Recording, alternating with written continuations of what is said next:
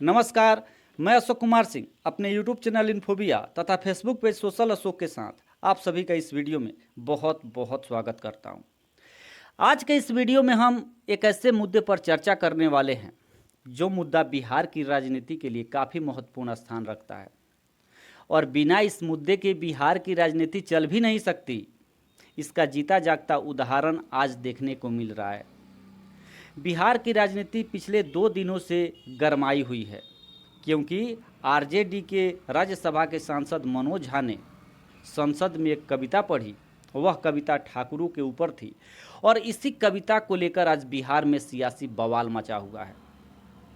RJD को छोड़कर जितने भी बिहार के राजनीतिक दल हैं वे सभी आरजेडी सांसद मनोज झा पर तरह तरह के आरोप लगा रहे हैं। बीजेपी के एक एमएलए ने तो यहाँ तक कह दिया है कि जिस समय मनोज झा संसद में कविता पढ़ रहे थे, अगर मैं वहाँ पर मौजूद होता तो पटक कर उनका मुंह तोड़ देता। तो ऐसे ऐसे बयान आ रहे हैं मनोज झा की इस कविता के ऊपर। तो मैं आपको बता दूं कि संसद में मनोज झा ने जो कविता पढ़ी वह कविता ओम प्रकाश वाल्मीकि के द्वारा लिखी गई है। तो सबसे पहले मैं आपको कविता सुना देता हूं, जिस कविता को लेकर बिहार में सियासी बवाल मचा हुआ है। जो आरजेडी के नेता हैं वे नेता भी मनोज झा पर तरह तरह के आरोप लगा रहे हैं। आनंद मोहन के बेटे चेतन आनंद ने कहा है कि समाजवाद के नाम पर यह दोगलापन है, यानी इस तरीके का जो बयान है, इस तरीके की जो कविता है संसद में नहीं पढ़नी चाहिए, जिससे किसी जाति विशेष की जो भावनाएं हैं वह आहत होती हों। तो आइए सबसे पहले उस कविता को सुनते हैं।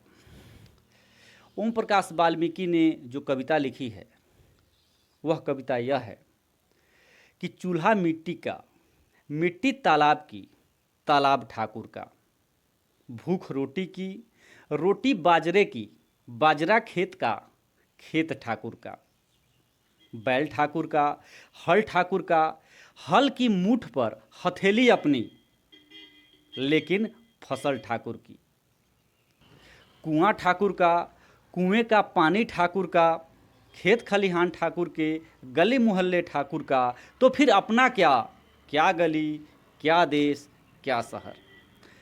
यही वह कविता है जिस कविता को लेकर सियासी बवाल मचा हुआ है। हालांकि मनोज झा ने कविता पढ़ने से पहले ही यह कह दिया था कि यह कविता किसी जाति विशेष के लिए नहीं है, यानी हम सब में ठाकुर है, मुझ में भी ठाकुर है, आप में भी वह ठाकुर है, विश्वविद्यालयों में ठाकुर है, अस्पतालों में ठाकुर है, यानी देश की प्रत्येक व्यवस्था में आज भी वे ठाकुर मौजूद हैं।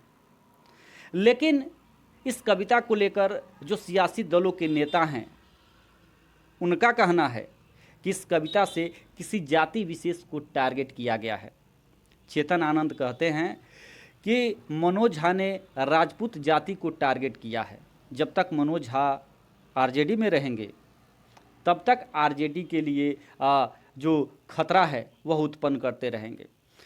तो आरजेडी को छोड़कर बिहार के सभी सियासी दलों ने मनोज झा की इस कविता का विरोध किया है।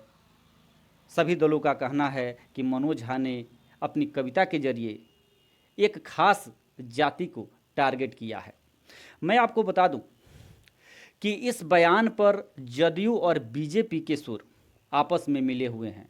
जहां तक आरजेडी के नेताओं का सवाल है तो आरजेडी के नेताओं ने मनोज झा की इस कविता पर यह बयान दिया है कि मनोज झा ने जो बयान दिया है संसद में वह बयान काफ़ी शानदार है, काफ़ी जानदार है।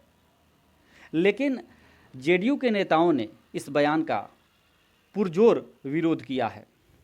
जेडीयू नेता संजय सिंह ने कहा है कि मनोज झा को ऐसा नहीं करना चाहिए, उन्होंने एक जाति विशेष को टारगेट किया है। उनके अंदर जो ब्राह्मण है पहले उस ब्राह्मण को मारे फिर ठाकुर को मारे। तो ठाकुर का मतलब राजपूत, और बिहार की राजनीति में राजपूत जो शब्द है काफ़ी महत्वपूर्ण स्थान रखता है। यानी राजपूत जो वोटर हैं उनके वोट को अपनी तरफ करने के लिए राजनीतिक दल तरह तरह के चाल चलते हैं।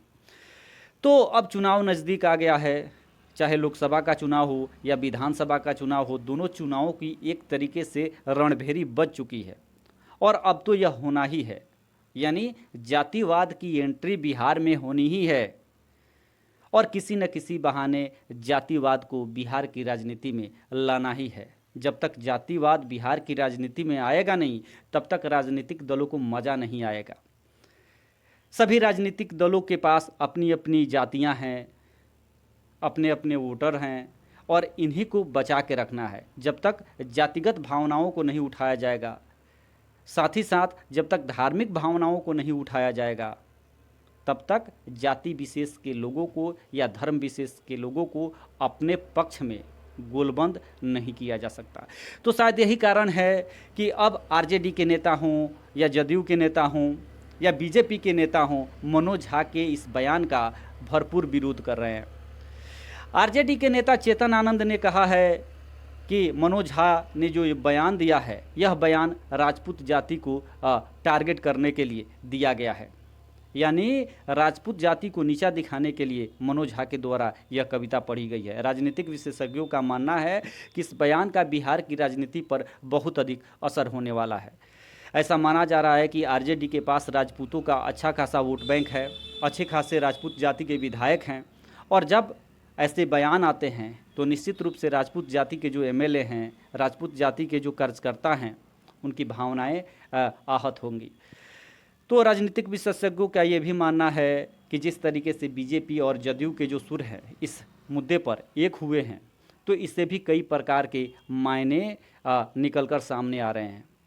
कुछ लोगों का ये भी कहना है कि नीतीश कुमार सिर्फ बहाना चाहते हैं आरजेडी से अलग होने का, और हो सकता है कि यह भी एक बहाना ही होगा आरजेडी से नीतीश कुमार के अलग होने का, क्योंकि मामला दिन प्रतिदिन तूल पकड़ता जा रहा है। यह मामला कोई छोटा नहीं है, बल्कि इस मामले में बीजेपी, जेडीयू और भी कई राजनीतिक दल कूद चुके हैं।